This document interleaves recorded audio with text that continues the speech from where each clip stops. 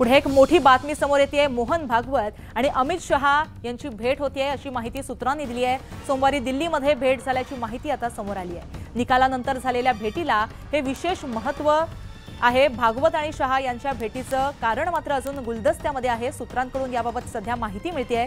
राष्ट्रीय स्वयंसेवक संघाचे सरसंघचालक मोहन भागवत आणि केंद्रीय गृहमंत्री अमित शहा यांची भेट झाल्याची माहिती येते।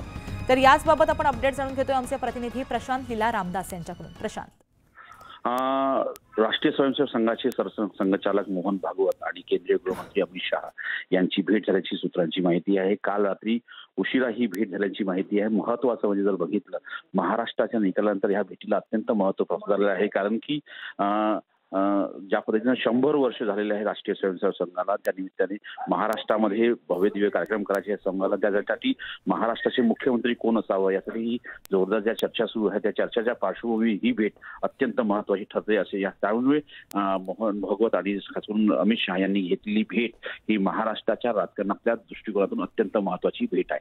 स्टुडिओ बरं, याकडे लक्ष असेल, अपडेट घेत राहू। धन्यवाद तुम्ही दिलेल्या माहितीसाठी। सोना चांदीच्या दरामध्ये अजून मोठी घसरण पाहायला मिळते। 24 कॅरेट सोन्याचा भाव हा 1630 रुपयांनी स्वस्त होऊन 75,451 रुपये प्रति 10 ग्रॅम झालाय। तर चांदीच्या दरामध्ये 1345 रुपयांची घसरण झाली आहे। डिसेंबर महिन्यामध्ये देशातील बँका 17 दिवस बंद राहणार आहेत। राष्ट्रीय आणि स्थानिक सणांमुळे अनेक बँकांना सुट्ट्या असतील। मुंबई महानगरपालिकेतील कर निर्धारण आणि संकलन खात्यातील निरीक्षक पदासाठीची परीक्षा ही 10 डिसेंबर रोजी होणार आहे। राज्यातील 36 जिल्ह्यांमधील विविध केंद्रांवर ऑनलाईन पद्धतीने ही परीक्षा घेण्यात येणार आहे। रेल्वे विभागामध्ये गेल्या 10 वर्षांमध्ये जवळपास 5 लाख कर्मचाऱ्यांची भरती केली अशी माहिती केंद्रीय रेल्वे मंत्री अश्विनी वैष्णव यांनी दिली आहे। वक्फ विधेयकावर विचार करणाऱ्या संसदेच्या संयुक्त समितीची आज बैठक होण्याची शक्यता आहे। समितीचे सदस्य प्रस्तावित कायद्यामध्ये स्वतःच्या वतीने सुधारणा करू शकतात।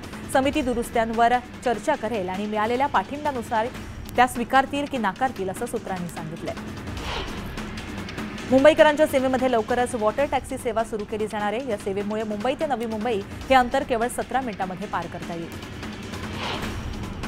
मागील 9 महिन्यांपासून बंद करण्यात आलेली NMMT बस सेवा आजपासून पूर्ववत करण्यात आली आहे। रोडपाली कळंबोली उरण आणि कोपरखैरणे ते उरण या 2 मार्गांवरील प्रवासी वाहतूक ही सुरू करण्यात आली आहे।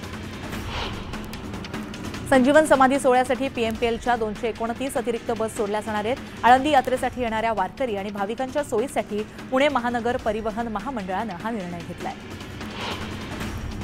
वाशिम जिल्ह्यातील शेतकऱ्यांना मागणी अभावी सीताफळाला कवडी मोलाचा दर मिळत असल्यामुळे सीताफळ उत्पादक शेतकरी आर्थिक संकटात सापडला। जळगाव जिल्ह्यामध्ये कापूस उत्पादक शेतकऱ्यांच्या मालाला हमी भावा इतकाही दर मिळत नसल्याचं चित्र सध्या कापूस बाजारामध्ये दिसतंय। भावच मिळत नसल्यामुळे शेतकऱ्यांना घरातच कापूस साठवून ठेवण्याची वेळ आली आहे। सिल्लोड तालुका परिसरामध्ये मोठ्या प्रमाणात आल्याचं पीक जे आहे ते बहरलं असून ड्रीपमधून खताचे डोस दिले जात आहेत। मागील वर्षी आल्याला चांगला भाव मिळाल्यानं यावर्षी आल्याचं पीक हे क्षेत्र देखील वाढवलं गेलंय। शेवग्याच्या शेंगाची किंमत संपूर्ण MMR मध्ये 80 ते 100 रुपये प्रति किलोवरून 400 रुपयांपर्यंत वाढली आहे। मागणी एका मर्यादेपर्यंत कमी झाली आहे। क्षुल्लक कारणावरून हॉटेल चालकाच्या मारहाणीत एका युवकाची हत्या झाली आहे। हॉटेल चालकाला तळेगाव आंबी MIDC पोलिसांनी ताब्यात घेतलंय। मुंबई वडोदरा महामार्गाच्या उभारणीसाठी पालघर जिल्ह्यामध्ये मोठ्या प्रमाणात उत्खनन केलं जातं। यावेळेस अवैधरित्या वाहतूक करणाऱ्या 17 मोठ्या ट्रॅक्टरवर महसूल विभागानं दंडात्मक कारवाई केली आहे।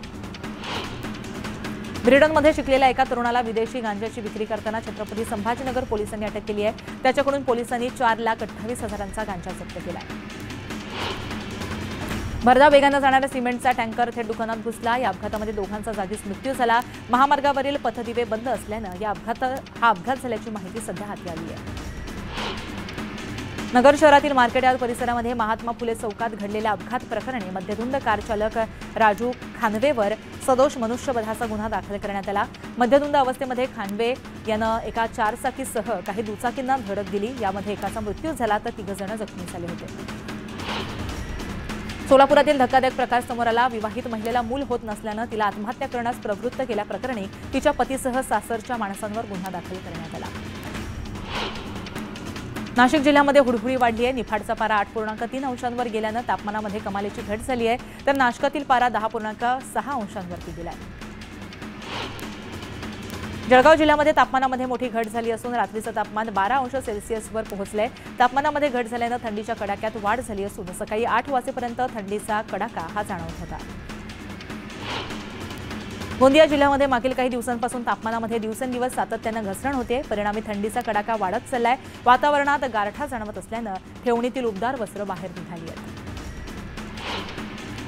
रियादहून दिल्लीला जाणाऱ्या एका प्रवाशाला दिल्लीच्या IGI विमानतळावरती सीमाशुल्क अधिकाऱ्यानं अडवलं। सामानाच्या एक्स-रे दरम्यान काही संशयास्पद प्रतिमा दिसून आल्या। सामानाची पुढील तपासणी केल्यावरती एक चांदीचा रंगाचा बार हा सापडला असून जो सोन्याचा असल्याचं नंतर निष्पन्न झालं। तमिळनाडूत सतत पाऊस पडत आहे, त्यामुळे तिरुचिरापल्लीचे जिल्हाधिकारी प्रदीप कुमार यांनी जिल्ह्यातील सर्व शाळा आणि महाविद्यालयांना सुट्टी जाहीर केली आहे। येत्या 2-3 दिवसांमध्ये तमिळनाडूच्या किनाऱ्याकडे चक्रीवादळ सरकण्याचा धोका आहे, त्यामुळे पुढचे 3 दिवस मुसळधार पाऊस पडण्याचा इशारा हवामान विभागानं वर्तवला आहे। सीसीटीव्ही फुटेजमध्ये हिंसाचाराच्या नियोजित कट असल्याचा दावा केला जातोय। जमावातील लोकांनी शस्त्र आणि पिस्तूल आणली, त्यानंतर दंगलखोरांनी सीसीटीव्ही देखील फोडले। सुकमामध्ये सुरक्षा दल आणि नक्षलवाद्यांमध्ये झालेल्या गोळीबाराचा व्हिडिओ समोर आला। 1 मिनिटामध्ये शेकडो राऊंड फायर करण्यात आले।